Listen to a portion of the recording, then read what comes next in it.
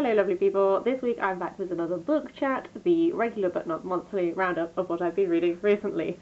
Nearly stumbled that time. So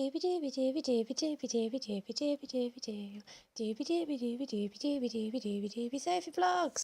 I don't know how many books I've got time to get through today, so I'm just going to start chatting and we'll see where we end up. First up is Orlando by Virginia Woolf. I have previously read A Room of One's Own, really like that, and The Waves by Virginia Woolf. I liked The Waves. I found it a little hard because it's all like stream of consciousness and it like changes perspective, but it doesn't really tell you that it's changing perspective. So not a bad read, but one you have to work at. So although I have other Virginia Woolf to read, I've not read them until this moment because I've been a little bit intimidated, a little bit like, oh, gonna save it for a time when I feel like I want to engage critically with something rather than necessarily like a quick frivolous read. So I read Orlando because the book I'm going to talk about after this is the Powerbook by Jeanette Winterson, and Orlando is referenced in that, and I was like, why don't I just read Orlando? Because it's always referenced and I don't know what it's about. So we first meet Orlando as a young boy during the reign of Elizabeth I. He becomes a favourite of Elizabeth I. He grows up during the court of James I. He falls in love with this Russian lady. They have a little romance. And essentially, I'm not going to sum up plot too much. At some point during Orlando's life, and he lives for a hell of a long time, can I just say? It's not commented upon, but he's alive for like hundreds of years. At some point, Orlando becomes a woman. He is a man when we first meet him. He becomes a woman, and so obviously one focus of this text is gender. So when Orlando is a woman, like there's this whole discussion about like, does Orlando now wearing women's clothes add to feeling like a woman, or does it all this stuff? There's a whole load of gender exploration here, which was really interesting. There's also a whole load of looking at writing and how to get good writing and being distracted by trying to aim for X, Y, or Z and then standing in your own way of creating good writing. Those were like the two like most interesting aspects of this to me, so like gender and writing. The third interesting aspect is that I know that this was written for Vita Sackville West, always stumble over her name, who was Virginia Woolf's lover for a while, and I have previously read the letters of Violet Trefusis to Vita because they were also lovers for a while.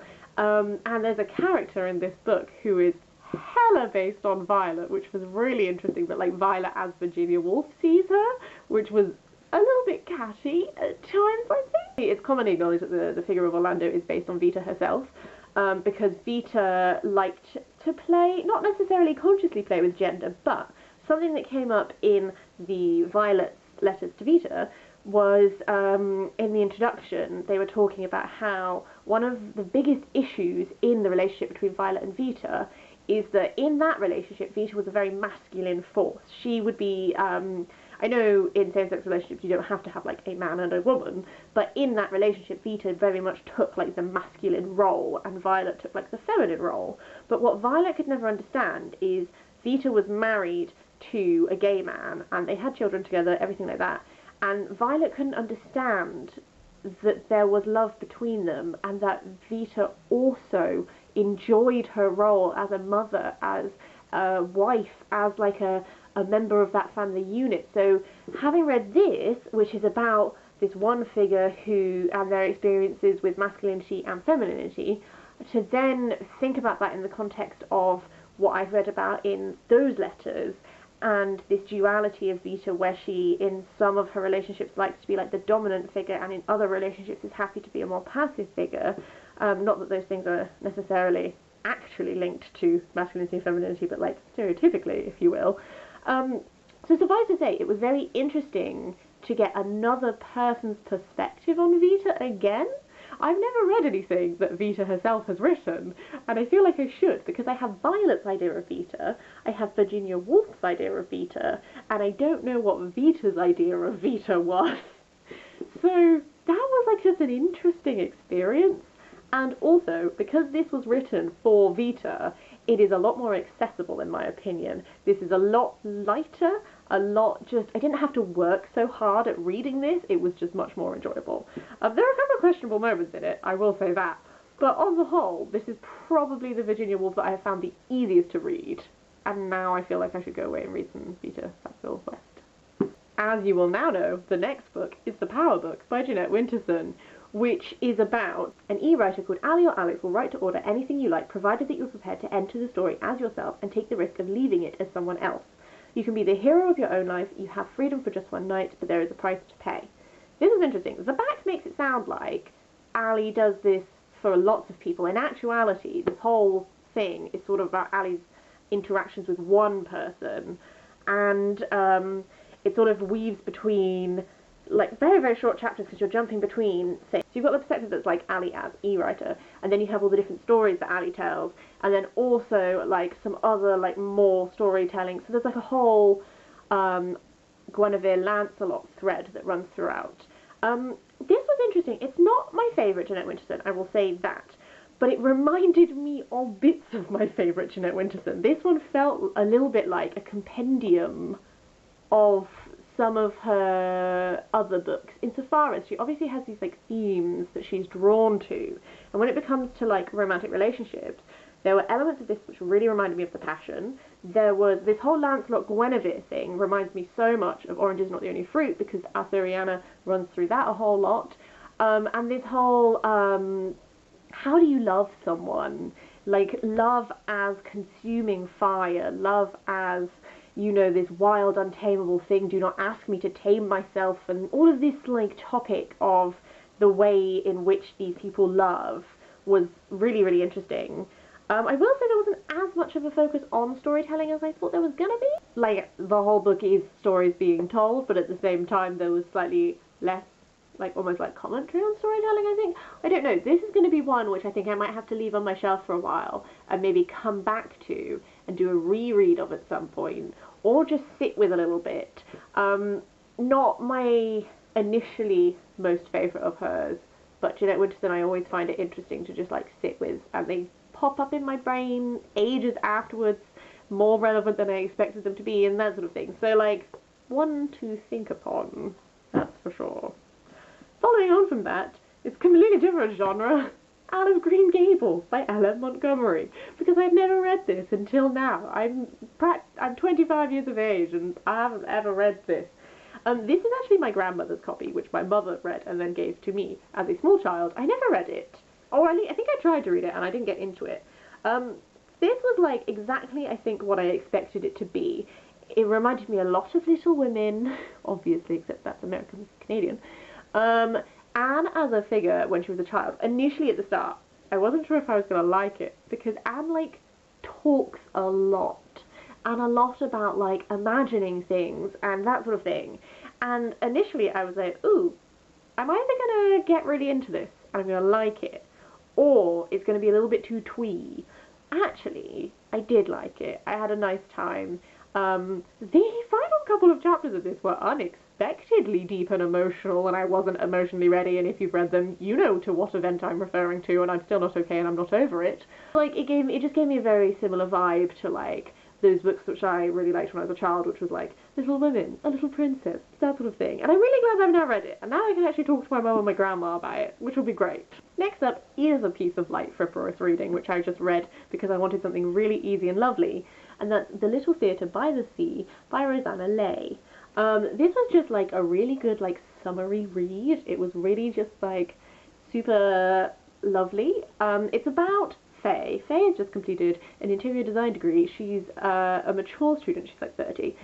She's broken up with her boyfriend. She's just graduated, and so her friend, who lives in, get the name of the island right, Sardinia. Why did I forget Sardinia? I don't know. It's been a long day, guys. Her friend lives in Sardinia and is like, hey, there's this little theatre, might need some renovation, come do an interior design job. And then when Faye arrives, it turns out the theatre, there's more controversy. It's like, there's this divide between the owners of the theatre who want to, like, renovate it, the people of the town who feel like they have, like, an ownership of the theatre themselves. And there's all this history to the theatre. There's, like, a mystery element at points. There's, like, a romance element at points. It's just like a lovely summery read that has to do with, like, renovating old buildings and stuff like that. And the whole theatre side of this, it was an interesting little subplot actually. I really like it when, I love me a good frivolous read, and I like it when they have like an interesting and unique like focus. So that was a lot of fun. Then we've got Gathered Together in My Name by Maya Angelou, which is the second of Maya Angelou's autobiographical books. I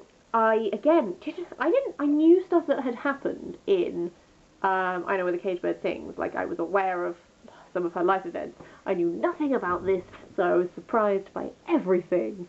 Maya Angelou continues to just be such a glorious writer. I am absolutely just going to work my way through her entire life story, and I think I'm going to, like, spread it out a bit. I don't know if I have much to say specifically about this. More just like, I'm always in awe of just how much has happened to her in her life. How she just persevered and turned things into books and stuff like this. That sounds really stupid. I just mean that her life story is much more interesting than my life story would be.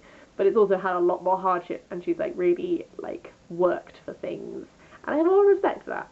And I don't actually really know any of the rest of her life story, so I'm very excited to like continue this onwards. I feel like this is shaping up to be a big one, but after that, I've got a book I read on my Kindle, which is, I'm gonna try and get the name right, The Summer of Jordi, Perez and the Best Burgers in LA. Who is it by? I'm going to put in the description below who it's by because my phone is not with me and I can't Google. So sometimes I really want a rom-com where they're both ladies. And this is what that is. It has rom-com-y tropes, absolutely, but I loved every moment of it.